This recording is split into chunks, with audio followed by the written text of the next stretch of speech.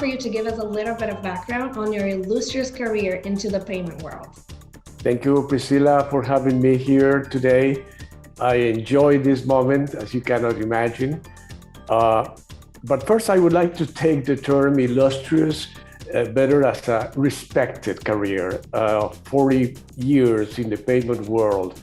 I was in many organizations, but I would say respected because not in many organizations this function is respected. In my case, it was always respected.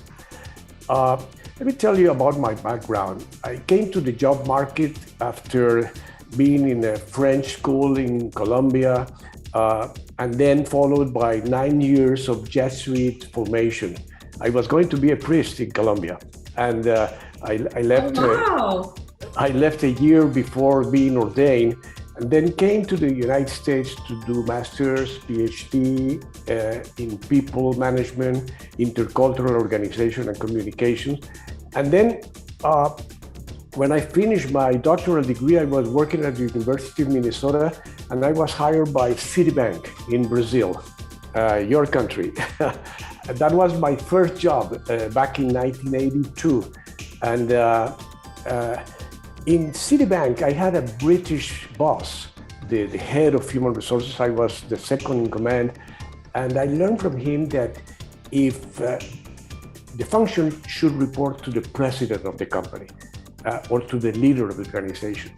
Not only means that is the most important priority for any company, their talent, side by side with their business. So if that's not the case, I wouldn't accept a job in any other organization. And I learned that. And in all my career, I was reporting to the president, because with the president, we could make a team to make changes for the good of the company, together with the good of the people.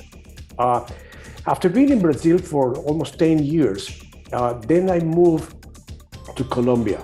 And I was a consultant in Colombia for a couple of years. And then I moved to Miami, where I live now, as head of Visa Latin America for human resources, then worked briefly with Brightstar. Then I spent 7 years in Western Union, Latin America and Caribbean region. And that's where I really learned from this payment industry. Then after that, I finalized my career. The last 8 years, I called in a company called Ilumno, in the promotion and execution of virtual higher education through Latin America, through 20 universities or so in 10 countries. So that was an exciting career. I'm doing consulting now in virtual higher education, telework, strategic human resources, and I'm based here in Miami. That's my career in a nutshell. Very impressive, Dario. It's such a pleasure to be here with you, and I'm looking forward to learn so much from you, and also being the second in command and being able to make decisions in your first job, that is really life-changing, and that can be an inspiration for all of us and young executives and young leaders, really transforming the way we do business moving forward. So I want to talk a little bit about you and Hugo. So you met our CEO, Hugo Cuevas Moore, back in the 90s, where you consulted for a company, Titan, where Hugo was the business development executive. Could you tell us a little bit about that? Well, that was quite a few years ago. Those were 3 years between my life in Rio de Janeiro, Brazil, and my moving to Miami. It was between 1988 and 1991. Titan, then one of the top players in the industry in Colombia, was starting to create a network of both senders and receivers for this industry across the globe. And their board of owners, they hired me as a consultant. I was then in Brazil to develop a strategic plan to make that transformation, and also a transformation from a family-owned company to a global and corporately organized institution. The owners would become board members, and we would incorporate top professionals from the market in marketing, in finance, in administration, technology. That was an incredible decision they had. Then I moved from Brazil to Colombia, And I became kind of the facilitator between board and the family and the executives that were managing this difficult transition. Hugo was the only family member, he was son of one of the owners, who was selected by the recruiting panel to be able to participate in the new executive team. And so he became responsible for business development and the marketing of the new organization. It was quite a ride. There were great transformations that happened in this couple of years. I thought that I discovered Hugo as a tremendous people manager. And without any question, he was the heart and the pulse of the entire organization.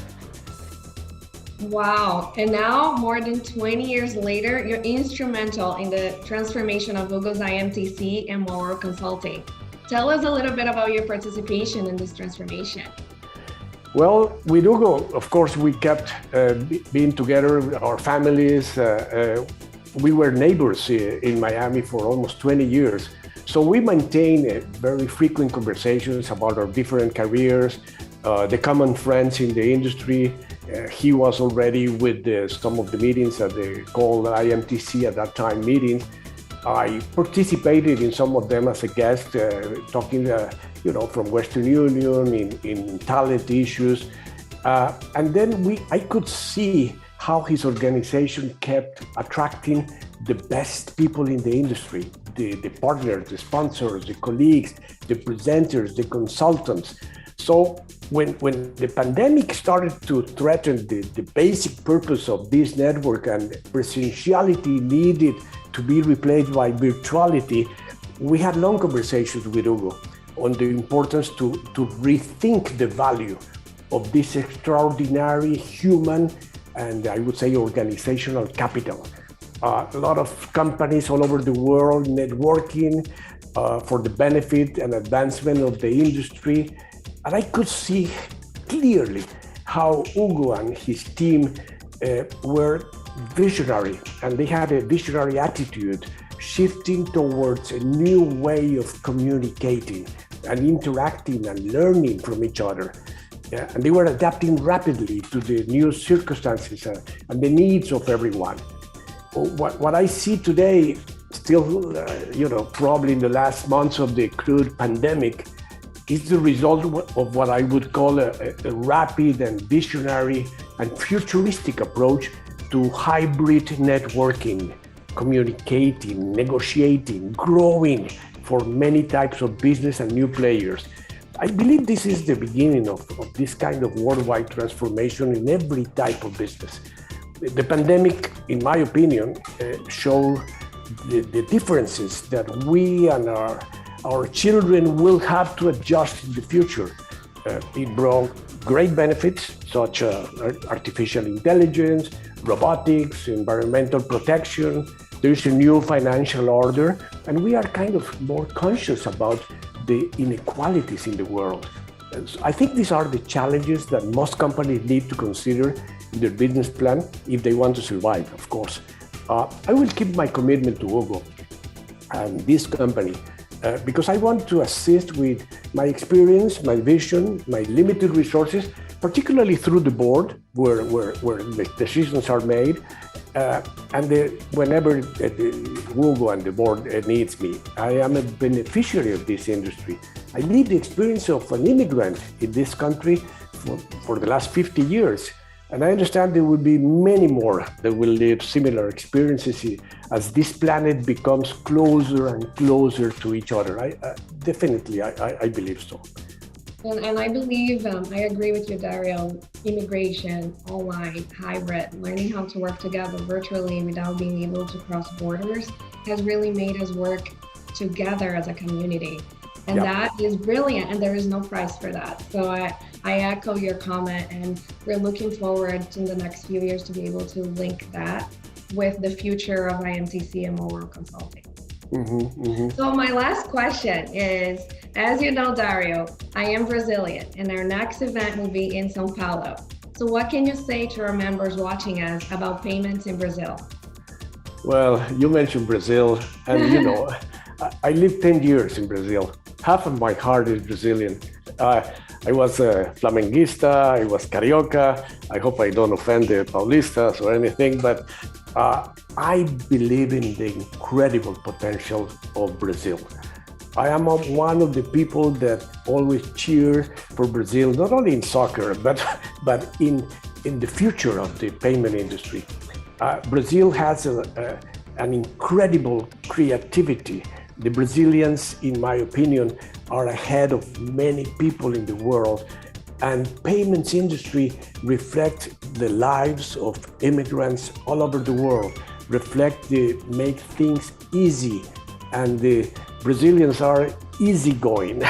And making things easy is creating new companies, is being in the forehead of the industry, and the business of the Platinum Network is just that, making people together, getting them to work together, to collaborate to each other, to learn from each other, and to adjust to this world. I am thrilled to have this meeting in Brazil, and I hope many people take advantage of this opportunity. Thank you, Dario. What an honor. And we finalize our interview now. And it's a pleasure always sitting next to you and being able to interview you. And I'm looking forward for us to continue doing this series and be able to connect executives around the world. Thank you. Thank you so much for this time. Thank you for the opportunity to talk to you and to the board and to the people. As you know, I'm always ready. Thank you very much, Priscilla. Thank you, Dario. It's my pleasure.